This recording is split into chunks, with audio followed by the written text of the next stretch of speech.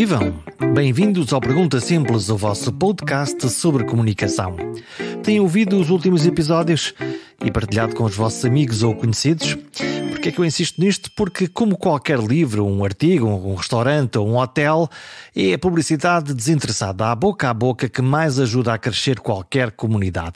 Este, aliás, é um bom tema para falar por aqui, porque é mais credível e poderosa a indicação dos nossos amigos que gostam de algo do que toda a publicidade do mundo. É porque ela vem à partida validada. Conhecemos os nossos amigos, sabemos do que eles gostam e valorizamos a sua opinião, e assim o círculo de afinidades vai sendo alargado. E porque os nossos amigos não nos recomendam também habitualmente coisas de que não gostaram. Isso chama-se reclamação. Por isso, e por aqui, vale simplesmente a pena subscrever o programa. É gratuito e, espero eu, gratificante. Se não for, lá está. Liguem de volta ao vosso amigo e reclamem.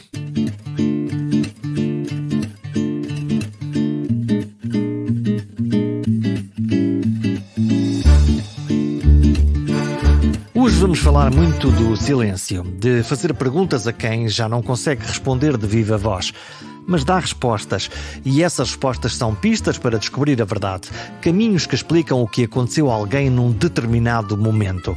Sim, hoje vamos falar de ouvir os mortos. Parece um contrassenso, mas não é. Mas não vamos falar só sobre isto. Todos já vimos as séries com os CSI na televisão.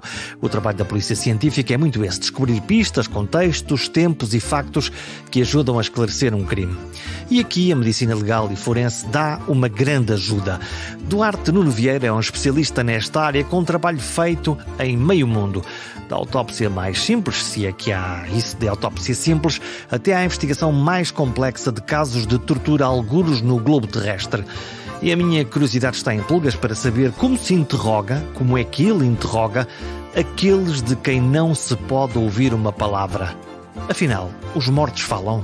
É verdade, os mortos falam, pelo menos é que nós tentamos que eles nos contem a história daquilo que lhe aconteceu. Esse é, de facto, um dos grandes objetivos das autópsias médico-legais.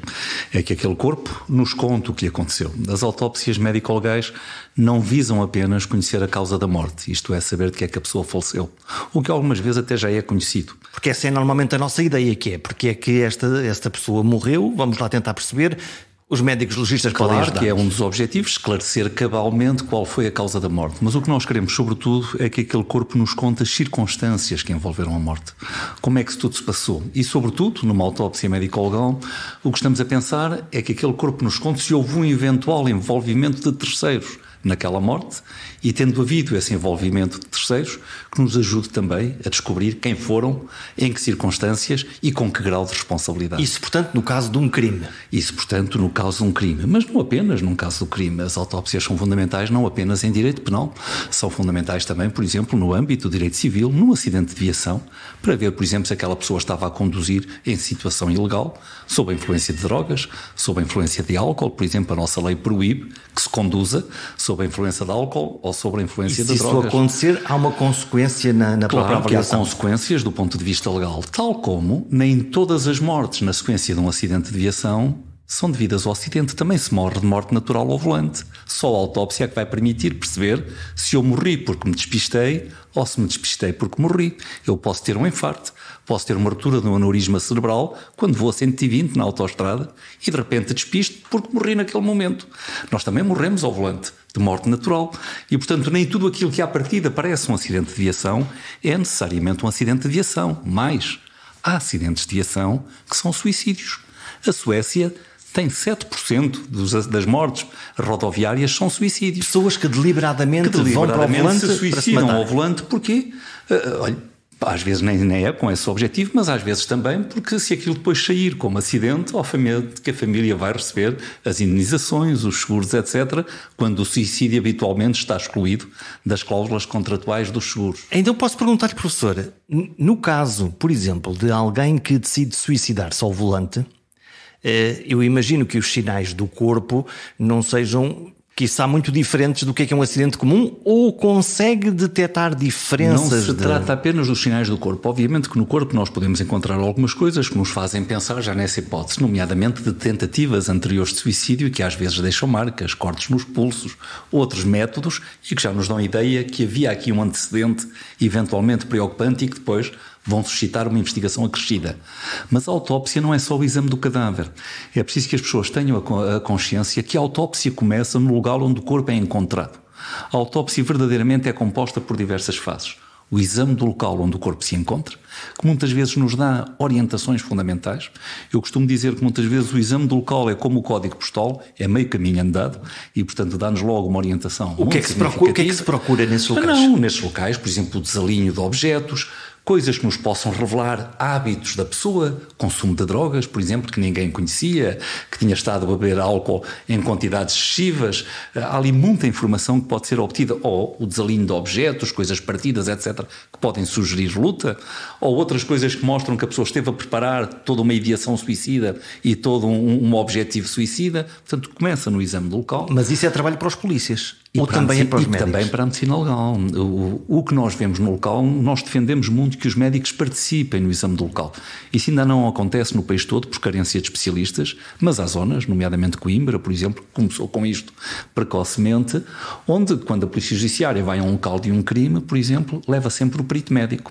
Porque muitas vezes a posição em que o corpo está, há coisas que um médico, melhor que ninguém, pode avaliar e que depois, conjugado com o resto dos passos da autópsia, ajudará a perceber muito melhor o que se passou. Mas, como eu lhe dizia, a autópsia começa aí, depois continua-se com o exame do vestuário. O vestuário, muitas vezes, em alguns casos, pode ser a parte mais importante da autópsia, porque é lá que ficam os vestígios, os indícios que me permitem chegar à pessoa que foi responsável por aquela morte. Depois continua-se com o exame da superfície externa do cadáver. Às vezes a parte mais importante de uma autópsia pode ser aquilo que se vê externamente. Segue-se o exame interno, a abertura do corpo e a observação dos diversos órgãos, das diversas cavidades. E muitas vezes nós chegamos ao fim destas primeiras fases e ainda não sabemos de que é que a pessoa morreu. E a autópsia só vai terminar no laboratório, com exames de anatomia patológica forense, que é ver os órgãos ao microscópio, com exames toxicológicos, com estudos virológicos, com estudos genéticos, com estudos da mais diversa índole. É por isso que eu fico sempre preocupado quando vejo a comunicação social dizer no fim de uma autópsia: a autópsia foi inconclusiva. É um disparate. A autópsia não é que seja inconclusiva, é só que naquele momento o perito ainda não dispõe de toda a informação que lhe permita tirar conclusões. E um perito experiente, um perito cauteloso, um perito prudente, como devem ser todos os peritos, não deve começar a emitir opiniões, nem mesmo provisórias, sem estar na posse de todos os elementos que lhe permitam concluir com segurança. Repare, há muitas causas de morte, a própria causa de morte, que não são visíveis a olho nu na autópsia. Muitos infartos não são visíveis na autópsia. Porquê? Porque eu só vejo um infarto se ele tiver algumas horas de evolução e se eu vir na zona do coração uma alteração da cor, etc., que me mostra que aquilo esteve em isquémia, que não esteve a receber oxigenação. Mas se for um infarto, que a pessoa morre de repente com uma coisa realmente abrupta, eu só vou detectar isto quando vou fazer exames de amostras do coração ao microscópio e vou examinar. Um transtorno do ritmo cardíaco, uma fibrilação, por exemplo, não deixa nada no cadáver que eu possa ver. Só depois, quando eu for estudar o sistema elétrico cardíaco ao microscópio e também fazer alguns testes genéticos que me mostram que aquela pessoa tem um perfil genético que facilita as ocorrências destes problemas do ritmo cardíaco, é que eu posso chegar ao diagnóstico, depois de conjugado com a negatividade de outras causas de morte. Então, muitas vezes, a conclusão ou não conclusão pode ser uma coisa que é: isto vai demorar o seu tempo. Claro. Mas estou a pensar, agora estava a falar da questão dos ataques de coração. Quando o caso FEER é aquele que me aparece já imediatamente na minha cabeça, que é quando um atleta morreu em campo, que é o que acontece, as primeiras conclusões ou as conclusões durante muito tempo foi: não sabemos. Claro, não sabíamos ainda, não tínhamos ainda a certeza, já tínhamos suspeitas. Depois chegou-se a conclusões seguras. Mas repito, o perito médico-legal, a autópsia médico-legal, só se deve pronunciar quando está na posse de todos os elementos que lhe permitam concluir com segurança. Porque se eu me ponho a fazer conclusões provisórias, posso orientar uma investigação num sentido totalmente erróneo, pôr a correr, enfim, versões contraditórias que vão inquinar o processo. E, portanto, o perito só deve elaborar o seu relatório e só deve concluir quando de facto está na posse de tudo aquilo que lhe permita concluir com segurança. Obviamente que ele pode ir dando ao investigador criminal algumas orientações, isto vai mais nesse sentido, vai mais naquilo, mas nunca concluir taxativamente enquanto não estiver na posse de todos os elementos. Isto sem prejuízo de haver sempre um certo número de autópsias onde a conclusão vai ser mesmo de morte de causa indeterminada. Porquê? Porque nós não temos a possibilidade de chegar sempre a conclusões absolutas. Repare, se um corpo é encontrado já em fase de esqueletização, estava desaparecido há meses, e é encontrado já esqueletizado, como é que eu vou saber se ele morreu de um infarto, se morreu de uma facada no fígado, se morreu de uma ruptura de um aneurisma, se já lá estão só os ossos? É evidente que os ossos também falam. E se ele tiver falecido por uma causa de morte violenta que tenha deixado marcas no sistema ósseo, eu posso também chegar ainda a conclusões. Mas é mais difícil. Mas se foi por... Claro, o tempo que passa, dizemos nós em medicina legal, é a verdade que foge. Isto é um princípio que vem de Locard, um dos pais da investigação criminal, e que dizia sempre: o tempo que passa é a verdade que foge. Quanto mais tempo passa desde a morte até ao começo da investigação criminal ou até à realização de uma autópsia, obviamente que eu vou perdendo informação. E quanto mais tempo passou, mais informação seguramente eu perdi. Começam a surgir as contaminações, começa a surgir a degradação dos tecidos, o corpo começa a entrar em decomposição, a decompor-se, e obviamente tudo isto vai interferir, inclusivamente com o próprio potencial diagnóstico que nós temos. Há exames que já não é possível realizar com a mesma fidedignidade se os órgãos, por exemplo, já estiverem em decomposição. Olha, um caso elementar: a determinação de uma taxa de alcoolemia, que é porventura um dos exames toxicológicos mais frequentes nas autópsias, por razões óbvias. Acidentes de trabalho, acidentes de viação, etc. O consumo é um consumo frequente. Eu só posso fazer uma determinação de uma taxa de alcoolemia num corpo com fidedignidade para permitir a aplicação de resoluções judiciais se o corpo não estiver ainda em decomposição. Porque se o corpo já começar a apresentar alguns sinais de decomposição, isto é, se os fenómenos putrefativos já começaram a aparecer, a taxa de álcool que eu vou detectar num cadáver não é segura. Porquê? Porque as bactérias que interferem nos processos putrefativos também destroem álcoois e produzem falsos álcoois. E, portanto, eu a certa altura já não sei o que é que era de álcool que existia no momento da morte e o que é devido aos fenómenos putrefativos. E isto que acontece aqui acontece com muitas outras coisas. E, portanto, por isso é que nós dizemos que o tempo que passa é a verdade que foge, e surgem também as contaminações. Obviamente, se um corpo está muito tempo no local, vão desaparecer vestígios, vai haver contaminações pela fauna, pela flora, etc. E tudo isto vai criar múltiplos problemas. Estamos aqui a falar de ciência. Todavia, quando o professor diz: bom, mas se eu estiver no lugar do crime ou do evento, do que aconteça, eu consigo ver coisas que têm a ver com a posição, com o corpo, com a roupa. Há um nível de subjetividade também nessa análise? Ou de todo um médico legista diz: não, eu sou escravo da ciência e é pela ciência que me movo? Obviamente que estas opiniões podem às vezes ser influenciadas por alguma subjetividade e também pelo grau de conhecimentos do perito, pela sua experiência, pela sua capacidade para apreender os imponderáveis. É por isso que há investigadores, às vezes um bocadinho melhores que outros, porque têm realmente esse feeling, essa percepção. Esfarejam uma possibilidade. Agora, os peritos devem, obviamente, basear todas as suas conclusões e todo o seu processo de investigação na ciência. A ciência é fundamental.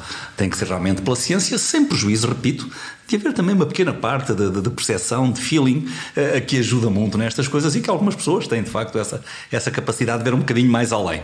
Mas tudo, repito, se deve basear na ciência, e obviamente que as conclusões devem ser sempre cientificamente fundamentadas e não em perspectivas ou em potenciais ou em crenças pessoais. A subjetividade depois temos que eliminar no momento de elaborarmos as conclusões. Serve para intuir, não para provar. Pode servir para intuir, não pode nunca servir como evidência nem para chegar a uma conclusão. Aliás, o perito tem que se caracterizar sempre pela sua objetividade, pela sua isenção, pela sua independência, e não pode nunca levar crenças individuais, pensamentos individuais, orientarem uma investigação, orientarem as conclusões de um determinado processo. Como é que isso se faz? Além da honestidade intrínseca, como é que se consegue garantir esse prumo ético, é disto que estamos a falar? Se faz precisamente através de um processo de crescimento individual, de aprendizagem individual, que a pessoa vai desenvolvendo ao longo do seu período formativo. Eu estou convencido que todos os peritos, à medida que foram fazendo o seu internato em medicina legal para chegarem especialistas, foram mudando um bocadinho, ajustando a sua postura e procurando realmente corrigi-la. Aliás, eu costumava dizer, quando era presidente do Instituto Nacional de Medicina Legal e Ciências Forenses, que fui durante muitos anos, até 2013, eu costumava dizer aos jovens médicos que entravam para a especialidade que o primeiro passo, porque eles iam começar a ir ao local, e obviamente que um jovem médico, quando vem entusiasmado ainda por cima com as séries de CSI, gosta sempre de mostrar um bocadinho de conhecimento, de mandar uns palpites para quem está ali a assistir e de mostrar que já sabe alguma coisa. E eu dizia-lhes sempre que a postura inicial para quem chega a um exame do local e quem está a começar é olhos bem abertos, ouvidos bem abertos, mas boca fechada e mãos nos bolsos, que é para não estragarem nada e, portanto, não começarem realmente a querer mostrar conhecimento, a mandarem, enfim, algumas hipóteses cá para fora, porque depois poderiam arrepender-se muito dessa circunstância. E depois esse caminho vai-se fazendo por aprendizagem, aprendendo com os erros, vendo realmente aquilo que às vezes sucede, e todos eles fazem esse caminho. Se me disser que eu posso garantir que todos atuam sempre com total isenção, independência, etc., eu espero que sim, mas obviamente nós somos seres humanos e falhas acontecem em todas as áreas, em todas as profissões, em todas as especialidades, e seguramente que também um ou outro perito já tem falhado no momento de exercer a sua ação. Já nos contou que os mortos falam. Fala com eles, que perguntas lhes faz? Isto é um diálogo ou não? Ou é simplesmente um conjunto de atos e de procedimentos que chegam a um determinado fim? Ou se é um diálogo silencioso, naturalmente que à medida que o procedimento de investigação vai decorrendo, à medida que a autópsia vai decorrendo, nós vamos interpretando aquilo que vamos vendo a cada momento, e esse corpo está-nos a dar respostas e está-nos a dar: vai agora por aqui, agora procura aquilo, porque aquilo que ele nos vai mostrando vai-nos dando a indicação para o caminho a seguir. Aqui é que eu devo estar mais atento, o que é que eu devo fazer a seguir. A autópsia, que repito, começa no exame do local, é a partir daí que nós começamos a receber orientações sobre o que vamos fazer a seguir e que caminho devemos seguir. Portanto, aquele corpo está sempre a falar connosco. Obviamente que se eu num exame do local suspeito que aquele indivíduo pode ter sido, por exemplo, estrangulado e encontro sugestões nesse sentido, isso, por exemplo, já me vai influenciar os passos seguintes. A técnica da autópsia, num caso em que eu suspeito de estrangulamento, não é a mesma técnica da autópsia que eu vou seguir numa morte por overdose ou num acidente de viação banal. Portanto, também não há um pantagruel, não há uma coisa que se faz para... Há guidelines que nos dão as orientações para as metodologias, para os procedimentos e para aquilo que deve ser feito em função do que se vai descobrindo e do que se vai vendo em cada passo da autópsia. Para isso nós temos guidelines internacionais que nos dizem precisamente quais são os procedimentos, quais são as metodologias, quais são as técnicas a executar em função do que se vai vendo em cada passo. Então, se das perguntas que faz encontra um corpo especialmente mudo que nada lhe diz... Às vezes acontece, lá chegamos nós às tais mortes de causa indeterminada. Como é que gera essa frustração? É uma frustração? Nossa, não é frustração, é ciência, é o que é. Repare, nós não chegamos sempre a conclusões em tudo na vida. Há casos onde não conseguimos chegar de facto a uma certeza absoluta. E esse faz parte, é uma das situações da nossa área profissional. O que me preocuparia são aqueles peritos médicos que às vezes dizem: fiz 10.000 autópsias e nunca tive uma morte de causa indeterminada. Fez 10.000 disparados, seguramente, porque fazer 10.000 autópsias e nunca ter uma morte de causa indeterminada, primeiro, é difícil que um perito, enfim, que perca tempo também a trabalhar, a estudar, etc., e a manter a sua atualização contínua ao longo da vida, consiga fazer 10.000 autópsias. Pode eventualmente assinar 10.000 relatórios ou olhar para 10.000 cadáveres, mas não faz 10.000 autópsias. Eu fico, aliás, muito preocupado quando vejo pessoas afirmarem que na sua vida profissional fizeram esses milhares, porque não é possível fazê-lo com qualidade.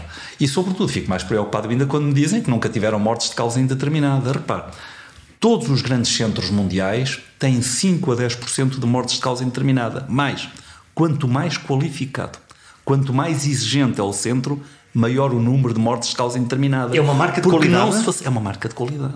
Porque não se facilita, só se conclui quando se tem elementos que permitem concluir com total segurança e com total objetividade.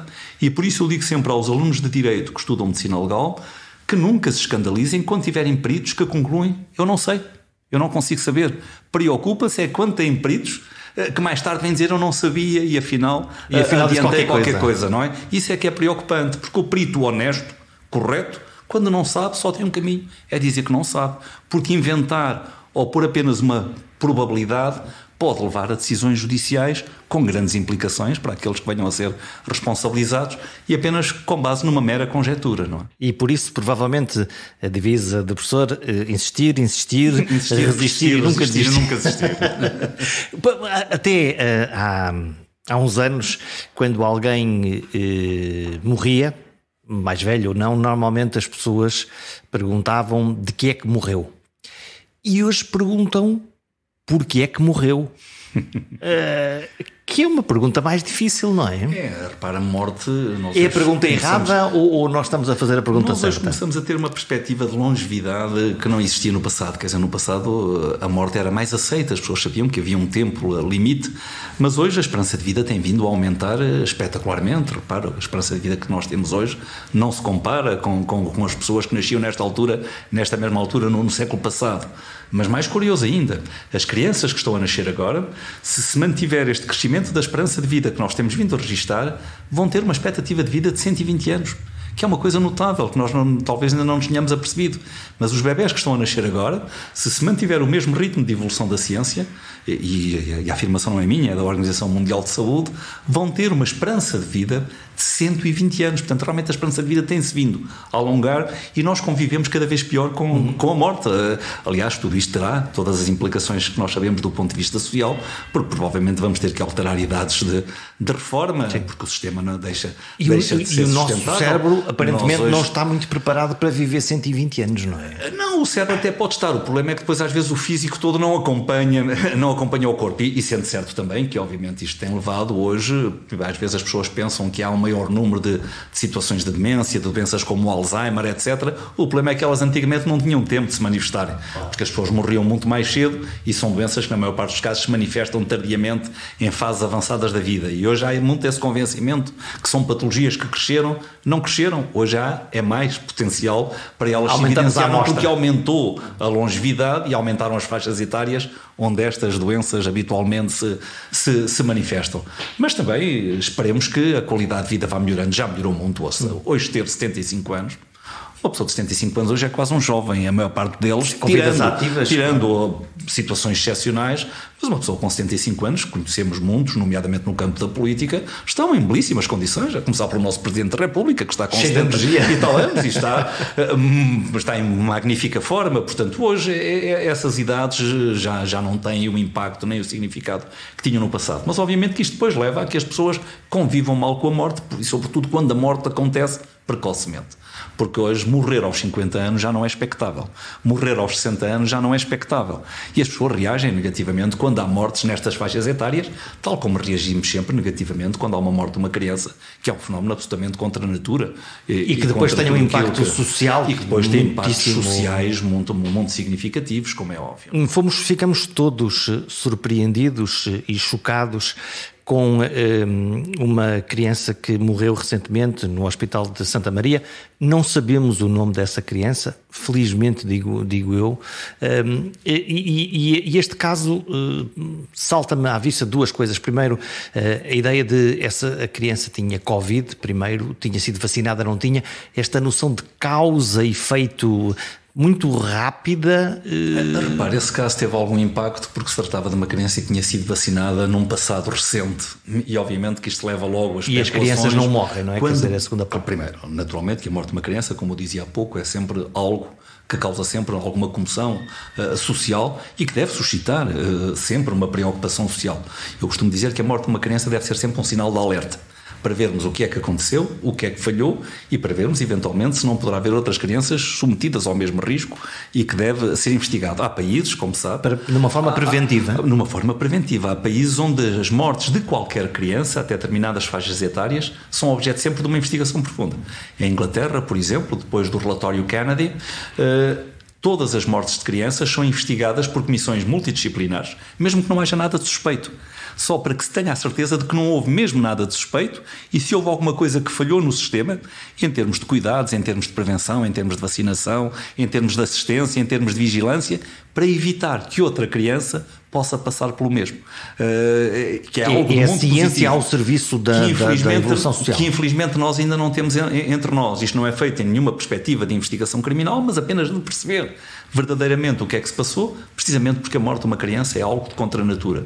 A morte dessa criança suscitou todo este alarme social e toda esta agitação, precisamente porque surgiu no contexto de um procedimento vacinal ocorrido uns dias antes. E obviamente estamos ainda numa fase onde se especula sobre tudo. Eu não sei qual foi o resultado da autópsia, mas obviamente, ao que parece, e segundo aquilo que vai decorrendo, poderá não ter tido nada a ver, porque as crianças também morrem. Apesar de que criou-se uma percepção pública, não é?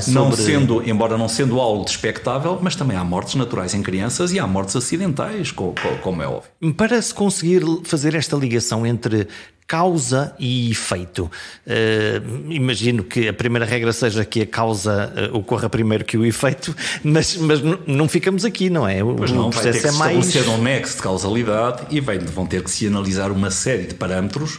Aliás, se viesse a ser estabelecida uma relação entre uma coisa e outra, não poderia ser apenas com base num caso. Este seria um primeiro elemento, mas depois seria com base na experiência, com base na análise de muitos outros casos, e obviamente têm falecido muitas crianças a nível internacional na sequência de contextos vacinais. Vamos ver conseguimos ver uns grandes números quando começamos a ter muitos casos em sítios diferentes, podemos fazer comparações com grandes números. Estudos. Aliás, felizmente, uma das coisas que hoje existe é de facto uma colaboração internacional muito grande. Como sabe, eu presidi durante bastante tempo, durante o tempo que foi possível, 6 anos, a Academia Internacional de Medicina Legal, depois ao Conselho Europeu de Medicina Legal, a Associação Internacional de Ciências Forenses, etc. E o que estas grandes organizações hoje fazem é precisamente estabelecer redes.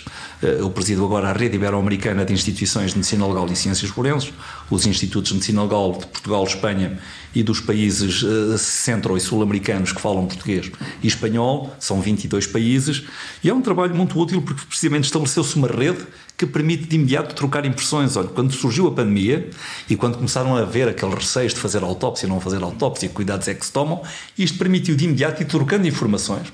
Por também os peritos, fiz hoje a autópsia de um caso, o que observei em termos de patologia foi isto, aquilo, etc. Procurem por acolá, e essa tem sido extraordinariamente útil e tem permitido um aumento do conhecimento científico em termos da fisiopatologia, das lesões que a Covid-19 pode causar. As autópsias médico-legais, por exemplo, aqui deram uma ajuda e uma contribuição absolutamente fundamental. Viu-se o quê, professor? No conhecimento daquilo que a doença pode causar em termos de lesões pulmonares, de lesões renais, de lesões cardíacas, etc. Coisas que ninguém imaginava ou sabia inicialmente. Se nós não formos lá dentro, não vamos saber verdadeiramente o que é que se passou. Obviamente podemos fazer biópsias, etc. Mas a autópsia continua a ter uma enorme utilidade, porque de facto permite-nos ver completamente quais são as alterações que um determinado processo mórbido, que uma determinada doença provoca nos diversos órgãos e tecidos. E nós precisamos de conhecer quais são essas alterações para sabermos também como é que as vamos combater ou como é que as vamos prevenir. Então, e o risco? É uma coisa em que pensa? Naturalmente que o risco no início, por exemplo, pegando agora novamente no caso Covid, no princípio o risco levou a alguns cuidados excepcionais, mas nós hoje já estamos com um conhecimento científico suficiente para que os peritos possam realizar as autópsias com total tranquilidade e acautelando perfeitamente a sua integridade, a integridade da saúde. Repare, no princípio, quando surgiu a pandemia, o número de autópsias médico-legais baixou brutalmente a nível mundial. Foi uma situação muito preocupante. Em Milão, por exemplo, porque havia riscos e as pessoas não sabiam e passou-se a dispensar autópsias em casos onde anteriormente se fariam, seguramente, obviamente, mantendo-as para aqueles casos mais problemáticos, homicídios, por aí fora. Mas passou-se a dispensar autópsias com uma facilidade um bocadinho maior. Mas esse caminho já foi invertido e já se regressou à total normalidade. Eu também compreendo que se assim se tenha feito no princípio, quando há desconhecimento, quando não sabíamos como é que o vírus se transmitia, quais eram os riscos. Obviamente que interessa mais proteger a saúde dos concidadãos do que, à conta de querer esclarecer a justiça, criar riscos para outros que estavam a colaborar nessa vertente.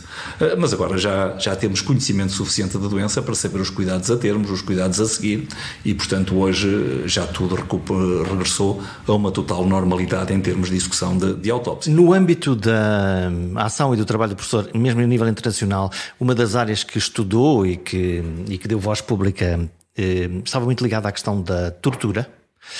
que nós imaginamos sempre, até que fomos surpreendidos há uns tempos, que é uma coisa lá longe, num país africano, na América do Sul, não sei qualquer, estou obviamente a generalizar, e subitamente acontece-nos em Portugal, acontece com um cidadão que no aeroporto morre. E para mim uma surpresa, não sei se calhar para o professor não, porque tinha alertado muito sobre sinais de que havia comportamentos que podiam levar a tortura ou algo muito, muito próximo. Não foi para si uma surpresa de todo? Não foi uma surpresa, mas foi obviamente algo de profundamente lamentável. Foi um choque, porque um cidadão que está sobre a alçada e sob a tutela do Estado devem ser dadas garantias e o Estado não pode ser um dos elementos. Então, falhanço do Estado enquanto tal. É um falhanço total e dizer o contrário é negar. Independentemente do que aconteceu, quem fez o quê, mas que é uma falha profunda dos deveres e das obrigações do Estado. E por isso, quando as pessoas às vezes condenam a indenização que foi arbitrada, não devem condenar, porque de facto foi uma falha brutal do Estado. Repare, há 73 anos atrás o mundo registou aquilo que eu considero ter sido um dos nossos avanços civilizacionais mais significativos. Estou a falar de quê? Estou a falar da aprovação da Declaração Universal dos Direitos do Homem, em 10 de dezembro de 1948. Foi de facto um avanço civilizacional brutal. Cabe realmente dizer que cada um de nós, pela simples circunstância de ser um ser humano, tem um conjunto de direitos que são inerentes, independentemente de quem é, do que fez. É uma carta magna. É uma carta magna. Todo o ser humano, pela simples circunstância de ser um ser humano, tem, de facto, um conjunto de direitos fundamentais e tem uma dignidade que não lhe pode ser retirada em circunstância nenhuma. O artigo 5º dessa declaração diz claramente que ninguém pode ser submetido a tortura ou outros tratamentos ou punições cruéis, desumanos e degradantes. E este é um direito humano muito particular, porque é um direito humano absoluto. O que é que isto significa? Significa que é um direito humano que não pode ser suspenso em nenhuma circunstância, nem mesmo em termos de crise ou de guerra ou de conflito interno. Como todos nós sabemos, há direitos humanos que podem ser suspensos temporariamente. O direito à liberdade, sim, como por nós exemplo, experimentamos, que é um direito fundamental, quem viola a lei e é submetido a um julgamento justo, imparcial, etc. Obviamente que esse direito pode ser retirado durante um tempo, porque a pessoa violou a lei. Mas o direito a não ser torturado e a não ser submetido a tratamentos e punições cruéis, desumanos e degradantes é um direito absoluto, que não pode ser suspenso em nenhuma circunstância. A verdade é que 73 anos depois da aprovação desta declaração, nesta terceira década do século XXI, nós continuamos a ver práticas pontuais ou sistemáticas de tortura em muitos países do mundo.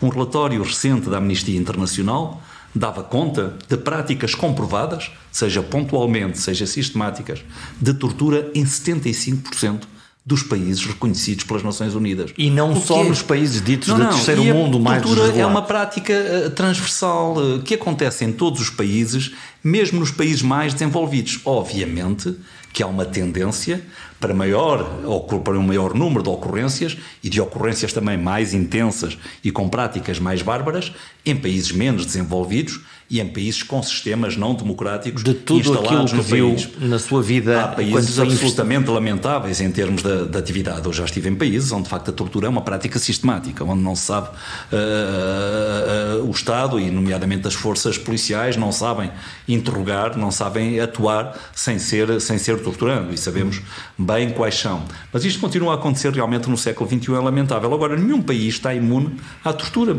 até porque estas coisas, enfim, a justiça é aplicada por pessoas e as pessoas também têm os seus dias e nem todos nós somos iguais. E há seres humanos que falham e às vezes falham também num determinado dia.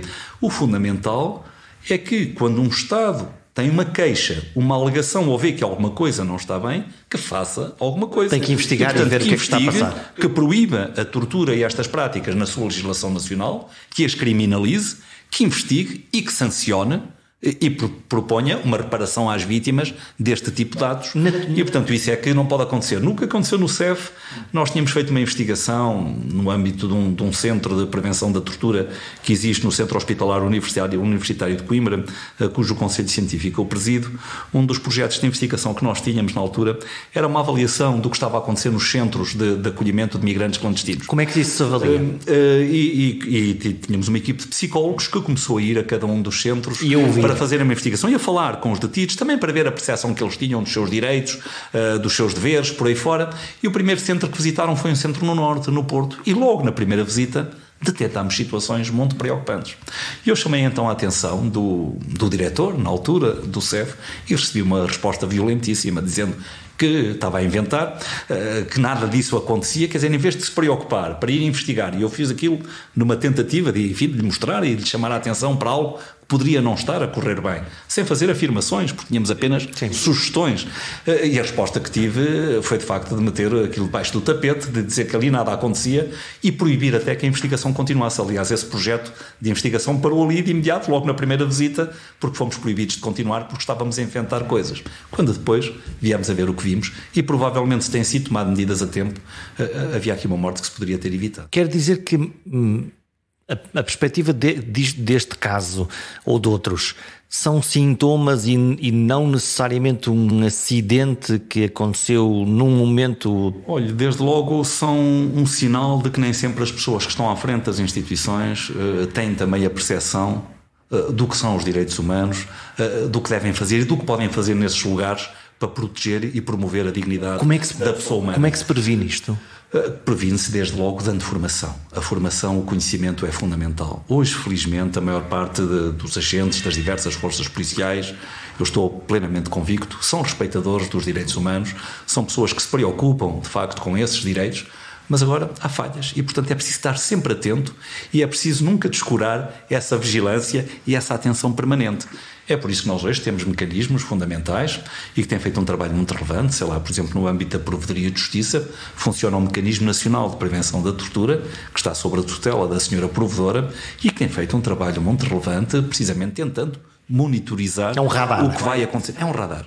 É um radar. É por isso também que as visitas aleatórias, isto é, não anunciadas, a centros de privação de liberdade, a qualquer centro de privação de liberdade, prisões, esquadras de polícia onde um cidadão pode estar detido durante umas horas, instituições tutelares de menores, instituições psiquiátricas onde há internamento compulsivo, todas essas visitas aleatórias e não anunciadas são fundamentais precisamente para termos a certeza de que as coisas estão a ser verdadeiramente respeitadas e que a dignidade da pessoa humana e das pessoas que ali estão está a ser respeitada e assegurada. Não querendo comparar o incomparável, porque não tem comparação, a minha sensação quando me mandam parar na estrada, numa operação policial, é intimidante. Aquilo intimida-me, é aquele diálogo entre o cidadão autoridade e o cidadão que obviamente parou, não é propriamente um diálogo que me deixe muito confortável. Nossa, depende do diálogo e depende seguramente do agente policial e depende também de nós próprios. Nós ainda vivemos muitas reminiscências do passado, onde de facto o contacto com a autoridade era sempre algo... Até a teatralidade era sempre algo coisa. Um bocadinho intimidante. É também aquilo que acontece ainda hoje um bocadinho nos tribunais, quando entramos há sempre um peso da instituição, da formalidade, não é? Mas pronto, as coisas também são mesmo assim e também sabemos que há nisso também alguma função e algum objetivo da parte da instituição, mas se as coisas depois foram feitas com respeito, apesar desse caráter, enfim, porventura um bocadinho intimidante, depois normalmente o agente, hoje nas conversas que tem, normalmente são pessoas afáveis, compreensivas e que procuram educadas, até atuar mais numa perspectiva preventiva e de aconselhamento do que numa perspectiva repressiva. Repito, sem prejuízo de haver seguramente falhas e de haver, provavelmente de forma relativamente frequente, agentes que falham, mas também a obrigação do cidadão, quando se confronta com uma situação dessas, é participar, é denunciá-la para proteger inclusivamente outros cidadãos. Nós temos a obrigação, quando de facto nos confrontamos com alguém a quem compete aplicar a justiça de uma forma séria, isenta, honesta, e que vemos que essa pessoa não está a cumprir essa missão, devemos sinalizá-lo, precisamente para que os superiores hierárquicos saibam o que está a acontecer e para que façam aquilo que se espera, que é investigarem e procurarem, de facto, corrigir o que não está bem. Já que falamos dos tribunais, como é que é esse diálogo com a tribo porque no fundo a medicina forense está aqui com um pé na medicina e com um pé nos tribunais, na investigação, não é? Como é que é? Eu passo muito do meu tempo em tribunal. Hoje, por exemplo, já estive em 2 tribunais, precisamente a participar como perito. A vida pericial tem de facto essa componente. O perito vai investigar, mas depois tem que ajudar a justiça, tem que esclarecer a justiça e, portanto, o juiz vai precisar da participação e da presença do perito. Repara, eu costumo dizer que nós podemos ter excelentes leis, podemos ter magistrados excelentemente preparados, podemos ter excelentes instalações em termos de tribunais, Mas se a justiça hoje não assentar em boa ciência, ela nunca vai atingir níveis de excelência. A justiça hoje tem que assentar na ciência. Conclusões judiciais sem ciência podem ser um desastre. Como é que se faz hoje uma investigação de paternidade sem termos testes de ADN? Isto não acontece em alguns países do mundo. A própria reconstituição de um acidente, hoje há reconstituição científica de acidentes. E hoje a GNR, a PSP já têm brigadas excelentemente preparadas. Porque, por exemplo, uma das áreas onde mais se mente é nos acidentes de viação. E mente-se, nem digo que intencionalmente. Um acidente dá-se em fração de segundos. Eu ouço uma travagem, olho, em segundos aquilo passou-se. Muitas vezes o meu cérebro reconstrói e elabora uma imagem que depois se vem a ver cientificamente que não correspondeu à realidade. Construímos uma narrativa. Nós podemos construir uma narrativa, porque eu olho, só vi parte do acidente, eu não vi tudo. Ouvi a travagem, quando olhei, já não presenciei tudo desde o princípio. E hoje, com a reconstituição científica dos acidentes, nós muitas vezes vamos ver que aquelas versões que estão a ser contadas pelas testemunhas não correspondem à realidade. Não diz a letra com a caneta, porque mostra os elementos da física, da dinâmica, etc., que não pode ter sido assim. Só que o cidadão, na melhor das intenções, construiu aquela imagem e é essa que vai comunicar pensando que está a falar a absoluta verdade. Mas repito, hoje pelas marcas que ficam no local, pelas deformações que ficam nos veículos, pelas lesões que ficam nos corpos, etc., nós conseguimos muitas vezes reconstituir com muita aproximação como é que um acidente se processou, a que velocidade ia ao veículo, como é que as coisas... E tivemos também casos recentes onde isso aconteceu com alguma mediatização e onde foi possível reconstituir tudo isso. Portanto, a reconstituição dos acidentes, a reconstituição científica, e que foi por exemplo, uma das áreas fundamentais. E está a ver, os tribunais confrontam-se diariamente com sinistralidade laboral, rodoviária, etc. E, portanto, a ciência é aqui fundamental, porque, obviamente, o juiz, que tem essa responsabilidade terrível de ter que decidir, vai ter que ter elementos científicos e sempre naquele princípio que indúbio pro réu. É sempre melhor absolver um culpado do que condenar um inocente. Esse é um princípio fundamental e, portanto, enquanto a justiça for tendo de facto essa fundamentação científica, isso é essencial para nós termos uma boa justiça. Então, e como é que lida com os... Enfim, com os advogados que percebendo que há ali alguma dúvida, exploram e no fundo dizem, bom, o professor sabe muito disto, mas a dúvida é que... Mas claro, mas esse é o seu papel e o contraditório é um princípio fundamental da justiça. Obviamente que se dois peritos têm opiniões diferentes, vão ter que fundamentar e cada um apresentar a argumentação científica. Isso acontece? Que defende, claro que acontece e é muito salutar que aconteça. No campo da avaliação de danos corporais, por exemplo, de pessoas que ficaram com deficiências, com incapacidades, acontece muito. Um perito diz que tem 30% de incapacidade, o outro diz que tem só 25%, etc. Vamos ver. E, portanto, depois cada um terá que fundamentar muito bem a sua posição e depois o juiz, ouvindo os diversos argumentos de um lado e do outro, toma uma decisão. Terá que tomar uma decisão, obviamente. É possível, pela experiência que tem, medir em alguém que morreu o sofrimento que essa pessoa teve? É possível ter uma ideia do sofrimento que determinadas situações comportam. Obviamente, repara, a dor é sempre algo de subjetivo. A dor tem uma componente subjetiva enorme. Naturalmente, cada um de nós pode vivenciar a mesma dor de forma diferente consoante o momento em que a atravessa. Se eu não tiver nada em que pensar, uma dor de dentes pode dar cabo de mim. Se eu estiver preocupado com uma doença grave de um filho ou de um pai, a dor de dentes pode estar lá e eu nem dou conta dela. Portanto, cada um de nós vivencia o mesmo estímulo doloroso de formas diferentes consoante o momento em que o experiencia. Mas duas pessoas diferentes vão vivenciar a mesma dor também de forma necessariamente diferente. Portanto, a dor tem muito subjetivo.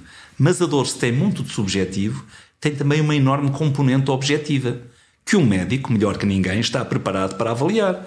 Há lesões, pela sua natureza, pela sua localização, pela sua profundidade, pela sua extensão, são necessariamente dolorosas em qualquer mortal, seja jovem, seja adulto, seja idoso. Uma queimadura de 3º grau, oh, senhor doutor, todo médico sabe que uma queimadura de 3º grau é necessariamente dolorosa, e tanto mais dolorosa consoante a sua extensão, consoante a zona do corpo onde se localiza, se é uma zona que movimentamos e que está sempre a doer mais, enfim, há muitos parâmetros objetivos em termos da natureza das lesões, do tipo de tratamentos que essas lesões implicaram, das complicações que surgiram, infectou, teve que ser operado uma vez, 2 vezes, 3 vezes, 4 vezes, todas estas coisas são parâmetros objetivos da dor. Mas mais, se nós estivermos a avaliar dor no indivíduo vivo, Hoje a medicina pericial também possui instrumentos. Há escalas, não é? Há escalas, há outras regras que nós temos, que não vamos agora estar aqui a falar disso, mas que permitem a um perito treinado, conhecedor, experiente, penetrar também um bocadinho nessa componente subjetiva da dor. O que é de facto extraordinário saber-se. Nós estamos praticamente a fechar. Estamos todos num ambiente profundamente mediático. De resto, há muitos podcasts sobre crimes. As manhãs da televisão têm muita discussão sobre crimes ou casos criminais. Os jornais mais tabloides, as televisões mais tabloides. Como é que um observador privilegiado se senta e liga à televisão e olha para isto, para esses retratos? Não sei, eu compreendo a missão da comunicação social e acho que cumpre uma missão que é nobre, que é fundamental, nomeadamente para alertar e para trazer ao conhecimento público as coisas que vão acontecendo. Preocupa-me às vezes ver alguma especulação relativamente a situações. Quando eu era presidente do Instituto, estava muitas vezes inteiramente dentro de determinados casos. Estava a dizer, que depois devia serem tratados na comunicação social e de uma forma absolutamente especulativa, explorados à exaustão. Há coisas que me preocupam muito. Preocupa-me muito, por exemplo, ver, quando é no contexto de uma morte, a televisão a passar imagens de um pai em lágrimas, de uma exploração emocional. E a exploração do sofrimento humano, a mim é uma coisa que me indigna profundamente. E acho que esse aproveitamento da parte da comunicação social, nem que seja mesmo vendo nós que está a ser feito para vender tempo e para vender imagem, acho isso algo de profundamente lamentável. E acho que era algo que não devia acontecer. Portanto, esse tipo de aproveitamentos choca-me. Que a comunicação social, obviamente, vá noticiando e vá dando conta, acho que é uma das suas funções. Tenho pena que nem sempre o cumpra também, ou pelo menos nem todos o cumpram sempre da forma correta e adequada como deveriam fazer. E, sobretudo, lamento muito a exploração do sofrimento humano que às vezes vejo aparecer nesses casos e serem explorados até a exaustão, com coisas que às vezes não fazem sentido nenhum. Todavia, há uma espécie de atração quase voyeur de muitos de nós, vê-se pelas audiências, de nos fixarmos a ver aquilo. Mas é isso precisamente, é que estas coisas acontecem porque vendem, porque depois a sociedade está ávida delas e vai estar ali, isto melhora os tempos da antena, melhora os time-sharings, etc. E as pessoas estão ali, porque realmente nós temos uma atração por estas coisas que é às vezes um bocadinho sórdida, como nós costumamos dizer. Muito bem, fechamos este programa. Lembra-se da primeira autópsia que fez?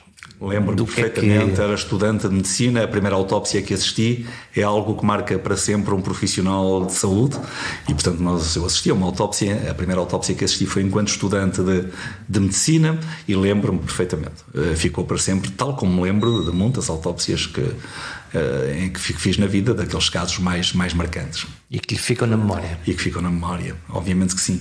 Aliás, uma das coisas que nós procuramos, quem trabalha nesta área, é nunca fazer autópsias de casos que conhecemos, de pessoas com quem convivemos, porque depois fica-nos muitas vezes essa imagem. Eu tive, enfim, a certa altura que fazer a autópsia de um grande amigo, porque não havia outra possibilidade e para não atrasar, e depois é uma imagem que nos marca para sempre. Portanto, nós próprios nos protegemos e procuramos sempre, quando há relações que nos podem mexer com as emoções, não participar nestas autópsias para ajudar também a manter um bocadinho este sofrimento que isto pode causar. As marcas no corpo e as marcas na memória.